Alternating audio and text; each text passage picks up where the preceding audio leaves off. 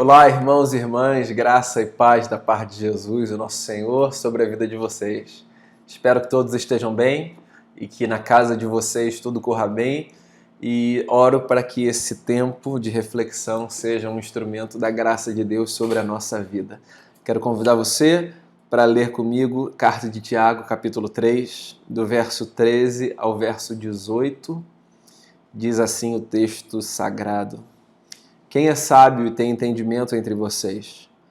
Que o demonstre por seu bom procedimento, mediante obras praticadas com a humildade que provém da sabedoria. Contudo, se vocês abrigam no coração inveja amarga e ambição egoísta, não se gloriem disso, nem neguem a verdade. Esse tipo de sabedoria não vem dos céus, mas é terrena, não é espiritual, mas é demoníaca. Pois onde há inveja e ambição egoísta, aí há confusão e toda espécie de males. Mas a sabedoria que vem do alto é antes de tudo pura, depois pacífica, amável, compreensiva, cheia de misericórdia e de bons frutos, imparcial e sincera. O fruto da justiça semeia-se em paz para os pacificadores. Palavras de Tiago, irmão do nosso Senhor Jesus, apóstolo da igreja do nosso Senhor. Mais uma sessão em que Tiago fala sobre sabedoria. Esse texto, na verdade, é um tratado belíssimo sobre a sabedoria bíblica. Aqui nessa sessão em especial, Tiago trata exatamente dessa distinção que há entre a sabedoria que ele chama de sabedoria dos céus e sabedoria terrena. Se eu tivesse que fazer um paralelo desse texto com outra passagem das Escrituras, eu diria que aqui o que a gente tem é a versão de Tiago do mesmo tema que Paulo trata na primeira carta dele aos Coríntios, quando ele fala sobre como Deus desconstruiu a sabedoria desse mundo através da sabedoria que se revelou na cruz do Calvário com a morte e a ressurreição de Jesus. Tiago está fazendo uma espécie de apresentação similar, que é o de levar a gente a questionar se aquilo que a gente chama de sabedoria, aos olhos humanos, de fato deve ser sabedoria se comparada a partir de uma perspectiva bíblica. Então, o texto é curto, é bastante objetivo, mas é muito importante para ajudar a gente a refletir. Tiago começa então fazendo uma pergunta, que é: quem é sábio e tem entendimento entre vocês? Essa é uma pergunta importante. Quem é a pessoa sábia? Se nós queremos adquirir sabedoria, eu tenho enfatizado esse ponto. Sabedoria não é um negócio que a gente recebe de olhos fechados em oração diante de Deus. Sabedoria é algo que a gente recebe nas relações humanas, observando as pessoas e aprendendo das pessoas. Então, se sabedoria é algo que a gente recebe nas relações interpessoais, para que eu adquira a sabedoria, eu preciso observar os sábios e saber quem eles são, porque dando atenção aos sábios, eu adquirei sabedoria para mim. Quem é sábio? Responde Tiago. É o que demonstra por seu bom procedimento, mediante obras praticadas com humildade, humildade esta que provém da sabedoria. Então tem duas coisas que ele diz aqui que eu acho que são importantes. Sábio é, em primeiro lugar, aquele que pratica a sabedoria e não aquele que transmite a sabedoria. Pois é, sabedoria não é uma virtude que a gente recebe em sala de aula, copiando enunciados. Sabedoria é uma virtude que a gente recebe a partir da observância da praxis do sábio. Sim, o nosso olhar deve estar muito mais do que nos enunciados que o sábio oferece, na sua prática. Até porque todos nós sabemos que bons enunciados desconectados de uma prática consistente facilmente despertam desinteresse nas pessoas. Pois é, a gente não tem muito interesse, nem muita paciência para conviver com pessoas que têm frases perfeitas e falam coisas maravilhosas, mas que não apresentam consistência na sua própria vida. Verdade ou mentira? Nós temos interesse e os nossos olhos brilham quando nós percebemos uma harmonia entre aquilo que se diz e aquilo que se pratica. Porque é a nossa prática que dá consistência, densidade, substância às nossas palavras. Então, o Tiago está dizendo que o sábio é aquele que pratica a sabedoria. Um conselho prático aqui para você: fuja dessas pessoas que têm respostas prontas para tudo. Fuja dessas pessoas que dão aula sobre tudo, que sabem falar sobre todas as coisas, que apresentam caminhos como se os caminhos da vida fossem fórmulas que, se observadas, se replicadas, se copiadas, transformariam você numa pessoa bem-sucedida, numa pessoa realizada e etc. O tempo em que a gente vive é um tempo onde por todos os lados se vende fórmula de sabedoria. Pois então, toda fórmula vendida em nome de sabedoria não passa de uma armadilha para capturar tolos. Então, fuja desse negócio de acreditar na força das palavras que não se sustentam, mas que são levadas de um lado para o outro pelo vento. Por quê? Porque as palavras que precisam ser carregadas são aquelas que têm raízes profundas fincadas na nossa praxis. Quem é o sábio? Diz Tiago aqui. O sábio é aquele que demonstra pelo seu bom procedimento. O sábio é aquele que pratica aquilo que acredita ser verdade e que transmite inspiração e credibilidade com a sua praxis, ainda que ela não seja perfeita. Sábio não é o sujeito da prática perfeita. Sábio é aquele que apresenta na vida consistência entre aquilo que ensina e aquilo que pratica. Então, além de responder essa pergunta dizendo sábio é aquele que pratica a sabedoria, ele ainda dá uma outra dica para a gente. Tiago diz assim: sábio é o que pratica a sabedoria com a humildade que provém dessa virtude. Onde há arrogância, falta sabedoria. Então tá aí mais um conselho para observar nas suas análises se aqueles e aquelas de quem você deseja se aproximar são verdadeiramente pessoas sábias. Se são pessoas arrogantes, podem ser pessoas dotadas de conhecimento, podem ser pessoas inteligentes, mas não são pessoas sábias. Porque a sabedoria não divide espaço com a arrogância. A sabedoria não divide espaço com a presunção. A sabedoria não divide espaço com a soberba. Não há possibilidade de os sábios serem soberbos, porque a soberba esvazia a sabedoria. Não há, volto a dizer, pode haver inteligência no soberbo, pode haver conhecimento no soberbo, jamais haverá sabedoria no soberbo, porque sábios são pessoas que trilham o caminho da humildade. Sábios são eternos aprendizes. Sábios reconhecem que não estão no lugar do alto de um saber e de um domínio de conhecimento e de informação que faz com que eles sejam diferentes e mais especiais do que as outras pessoas. Não. Sábios vivem com humildade. Por quê? Porque a humildade é inseparável, indissociável da sabedoria. Aí Tiago agora então faz um contraponto e ele diz assim: contudo, se vocês abrigam no coração inveja amarga e ambição egoísta, não se gloriem disso, nem neguem a verdade. Esse tipo de sabedoria não vem dos céus, mas é terrena. Não é espiritual, mas é demoníaca. Pois onde há inveja e ambição egoísta, aí há confusão e toda espécie de males. Olha só que coisa bacana. Tiago está dando mais conselhos para a gente conseguir discernir e chegar à resposta da pergunta: quem é o sábio? E que conselhos são esses? O conselho para que, ou os conselhos para que a gente observe alguns comportamentos. Porque existem alguns comportamentos que descaracterizam a sabedoria, pelo menos de uma perspectiva bíblica. É interessante porque ele nem diz isso não é sabedoria. O que ele diz é, segundo a ótica bíblica, isso não é uma sabedoria. Então, aos olhos de muitos, isso até pode ser sabedoria.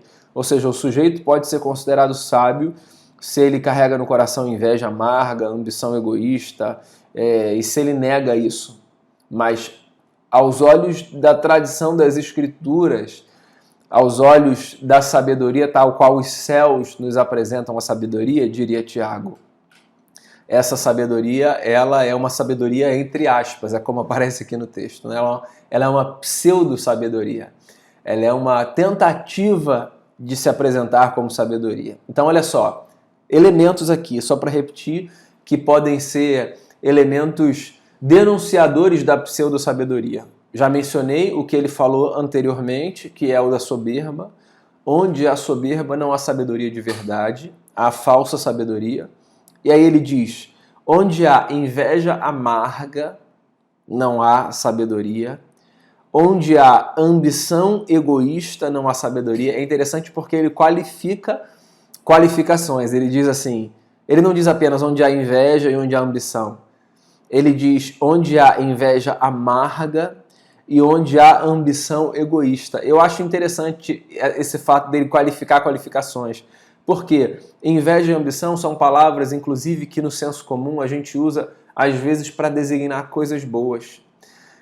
No senso comum. Então não estou me atendo aqui ao significado estrito das palavras no dicionário, tá? Eu estou tratando de um fato da língua viva, enquanto esse fenômeno cotidiano. A gente fala, por exemplo, nossa, que inveja do fulano, tá ali naquela praia, naquele sol, estou aqui trabalhando agora, queria estar na praia dando um mergulho. A gente não está dizendo, meu Deus, meu coração está tomado por um sentimento que eu não devia ter e ele é pecaminoso. Não, a gente só está dizendo, em outras palavras, eu queria estar lá. Poxa, que legal que fulano está lá, que inveja, queria estar lá. A gente também usa a palavra ambição para descrever essa garra, essa vontade que a gente tem. De forma coloquial, num português muito claro e popular, a gente fala, por exemplo, sobre a importância de nós sermos ambiciosos, de nós querermos mais, de nós não descansarmos e estacionarmos na vida, sabe? Perdendo o desejo de avançarmos e de galgarmos novos espaços e novas experiências. Também é uma palavra que a gente pode usar positivamente. E aí ele qualifica essas duas palavras. Ele diz assim, se vocês abrigam no coração essa inveja amarga, e aí torna assim inquestionável o que ele está dizendo, né? Ele não está falando da inveja que eu mencionei ainda há pouco, puxa, que inveja do camarada que está na praia. Ele está falando da inveja que traz amargor para a vida, dessa inveja que corrói por dentro, que deixa a gente com essa espécie de dissabor, essa inveja que faz mal, é um sentimento que faz mal, mais do que para o outro, faz mal para quem a cultiva. Essa inveja amarga, ela não é própria da sabedoria. E essa ambição egoísta, esse negócio de eu querer crescer e querer avançar, mas para satisfazer apenas caprichos e pensando apenas em mim, isso não é de um tipo de sabedoria que vem do alto. Então, essas características que podem ser comuns a todos, todo mundo está sujeito a elas, elas não devem ser objeto nem de duas coisas. A gente não deve nem se gloriar delas. Se a gente tem essas características, a gente não deve se gloriar delas. E Tiago também diz aqui uma coisa interessante, que é, se a gente tem essas características, a gente não devia agir como se elas não existissem. A gente não devia negar a verdade. Isso é uma coisa interessantíssima aqui. É mais fácil a gente se lembrar que a gente não deve se gloriar de uma inveja amarga e de uma ambição egoísta do que a gente se lembrar que a gente não deve negar essa verdade. É muito comum as pessoas cultivarem esses comportamentos e falarem para si mesmas e para outras, não é nada não, mentira, não tem nada disso. E tá lá. Então a negação de uma verdade, ainda que essa verdade doa, ela provavelmente vai potencializar o problema e vai minimizar a chance da gente avançar em sabedoria verdadeiramente. Então se você cultiva essas duas coisas, nem se glorie delas, nem as negue. Pelo contrário, as abandone. Então não negar é o caminho para que a gente pare, reflita e diga assim, eu não preciso carregar isso dentro de mim, então eu vou abandonar esse tipo de comportamento, esse tipo de sentimento. Aí Tiago diz, esse tipo de sabedoria não vem dos céus, essa sabedoria é terrena, ela é daqui, ela é humana. Então ele faz uma contradição aqui para dizer assim, tem o que vem do alto, como sendo aquilo que a gente deve receber, e tem o que é próprio daqui, como sendo, dentro desse contexto de Tiago, aquilo que a gente deve rejeitar. Essa equiparação não serve para tudo, está dentro de um contexto específico, tá bom? E aí ele diz assim, essa sabedoria, ele faz uma outra comparação, ela não é espiritual, ela é demoníaca, ela é das forças malignas. Porque onde há inveja e ambição egoísta, aí há confusão e toda espécie de males.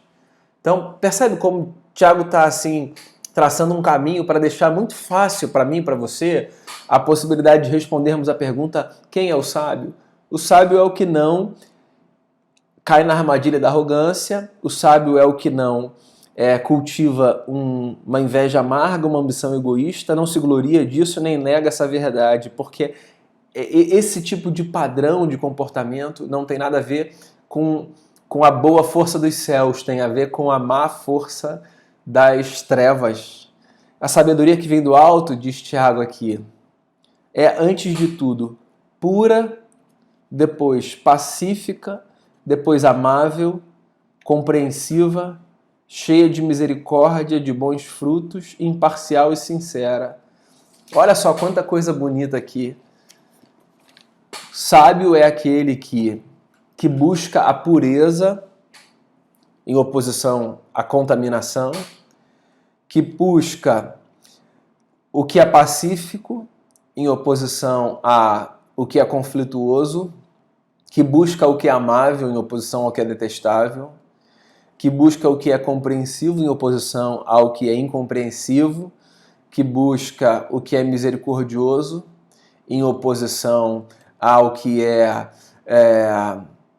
incomplacente, incompreensivo, em oposição ao que é duro, sabe? E que busca o que traz bons frutos, ao invés de buscar o que traz maus frutos.